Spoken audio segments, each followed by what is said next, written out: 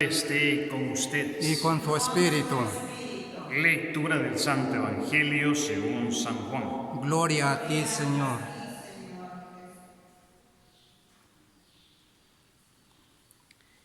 En aquel tiempo, Jesús dijo a sus discípulos: les aseguro que ustedes llorarán y se entristecerán, mientras el mundo se alegrará. Ustedes estarán tristes, pero su tristeza se transformará en alegría. Cuando una mujer va a dar a luz, se angustia porque le ha llegado la hora, pero una vez que ha dado a luz, ya no se acuerda de su angustia por la alegría de haber traído un hombre al mundo.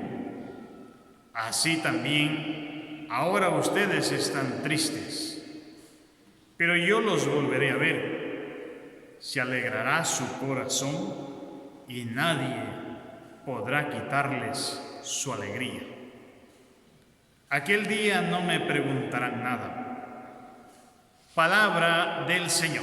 Gloria a ti, Señor Jesús.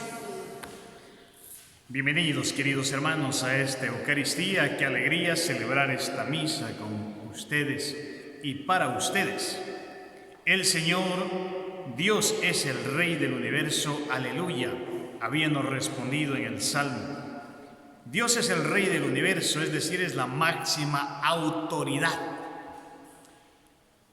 aquí en la tierra como en el cielo, es la máxima autoridad, y nosotros tenemos ese privilegio de ser hijos de este Dios que es el Rey del universo.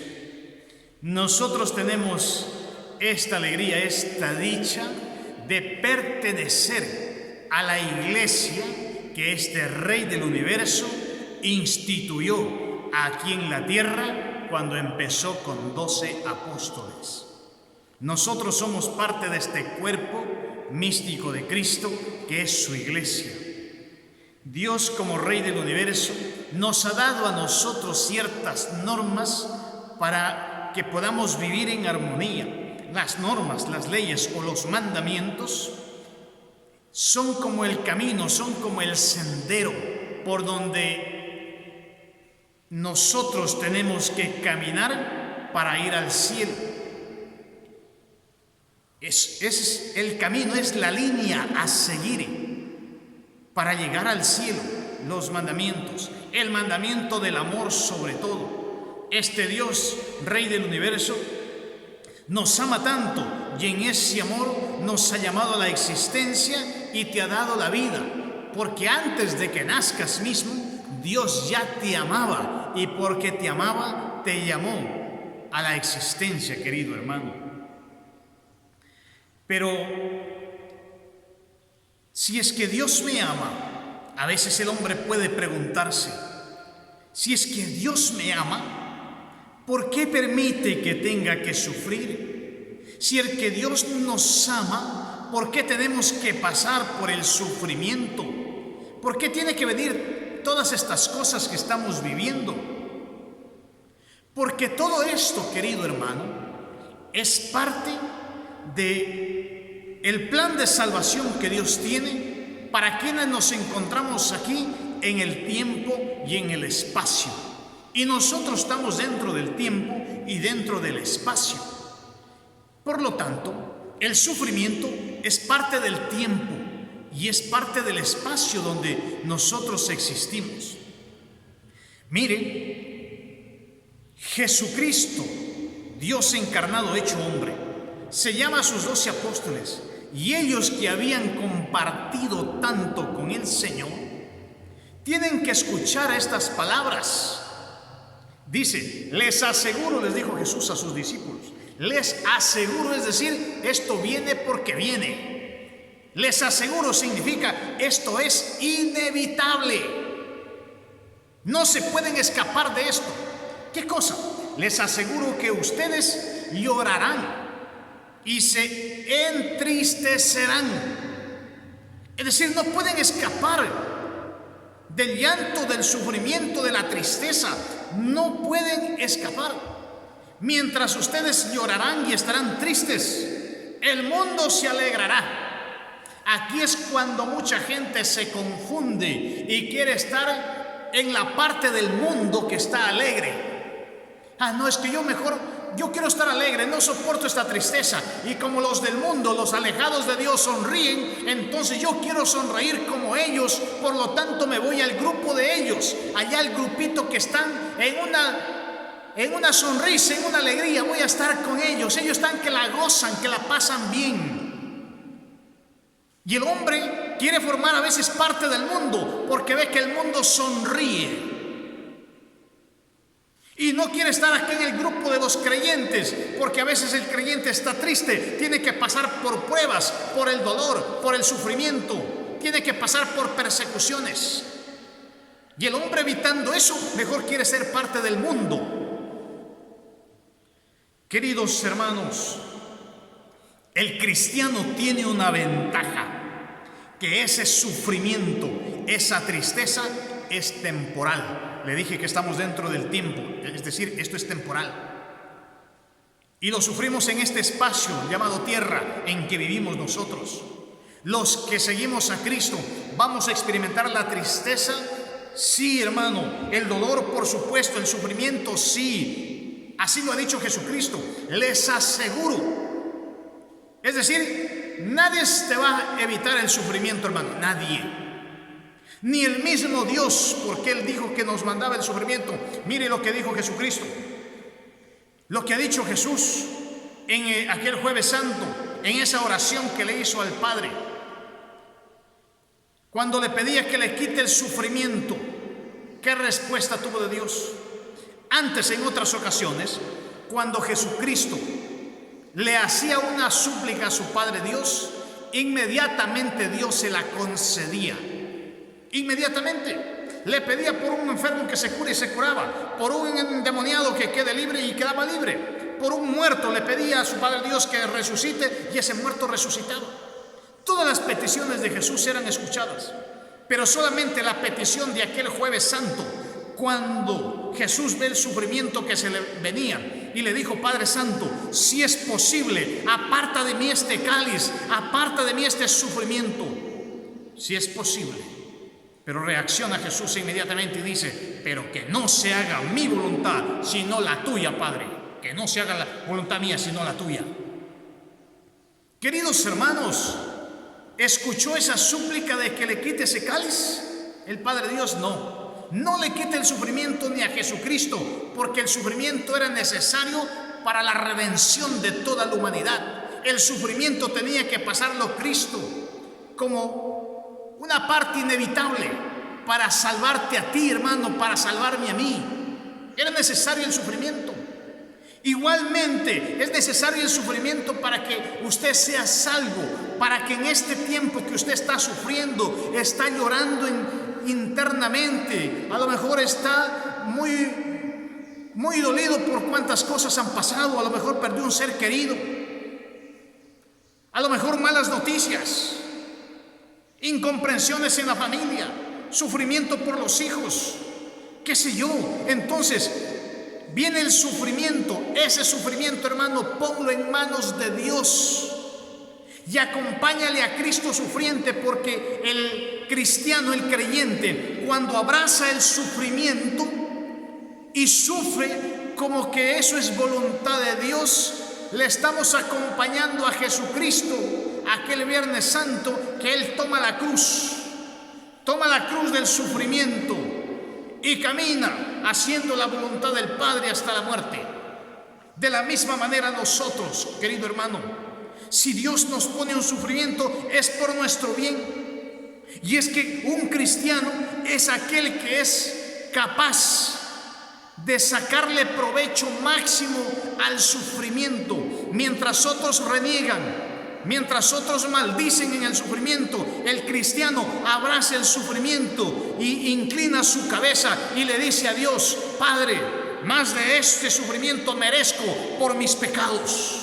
Así decían los santos, así decía San Pablo: me alegro de sufrir por Cristo, Más de esto merezco por mis pecados, más de esto merezco, Señor. Es decir, abraza el sufrimiento que Dios le da para redimirse, para limpiarse, para purificarse, para santificarse. Y ese es el camino al cielo, hermano. Por eso el que quiera ser mi discípulo, dijo Cristo, primeramente renuncie a sí mismo, luego tome la cruz de cada día y sígame. Es decir, no hay discípulo sin cruz, no puede existir un discípulo sin sufrimiento. Si usted es un discípulo de Cristo, hermano, abrace el sufrimiento y dile: bendito sufrimiento. Y di lo que dijo San Agustín: el que ama no sufre, y si sufre, ama hasta el mismo sufrimiento. Ese es el que ama a Dios. El que ama a Dios no sufre, y si le llega el sufrimiento, al sufrimiento también lo ama, es decir, lo abraza y sufre ahí con paciencia. Ese es el camino a la conversión y a la santidad. Pero ¿sabe qué? Hay una buena noticia para el cristiano que sufre. Dice: ustedes estarán tristes. Aquí viene un pero su tristeza se transformará en alegría, hermano. No es el sufrimiento para siempre. No es el sufrimiento para siempre. Se transformará ese sufrimiento en alegría. Usted también se va a alegrar, pero no con la alegría del mundo, no, sino con la alegría del cielo, con la alegría del Espíritu Santo. Esa alegría es para nosotros, esa alegría que dura en el tiempo y perdura hasta la vida eterna. ¿Qué le parece? Es una alegría superior a la que da el mundo, porque la alegría del mundo es una alegría perversa, es una alegría morbosa, es una alegría dañina, es una alegría egoísta, es una alegría de maldad. Y de esa alegría no queremos, hermano. No queremos ni regalada, ningún precio. El cristiano tiene que despreciar la alegría del mundo. Que se alegre en el pecado, que se alegre en las borracheras, que se alegre en la infidelidad, que se alegre en los robos, que se alegre en los malos pensamientos, que se alegre, queridos hermanos, cuando tiene una venganza, que se alegre cuando ve que el otro le está yendo mal. Esa es la alegría del mundo. Que se alegra cuando gana dinero, cuando tiene plata, ahí se alegra y es feliz. Perdió un poquito, se pone triste, porque no tiene la alegría de Dios, no tiene la alegría del Espíritu Santo. El cristiano se alegra porque tiene a Dios, y el cristiano se entristece cuando pierde a Dios. El mundo, en cambio, se alegra cuando peca y se entristece cuando no tienen que pecar.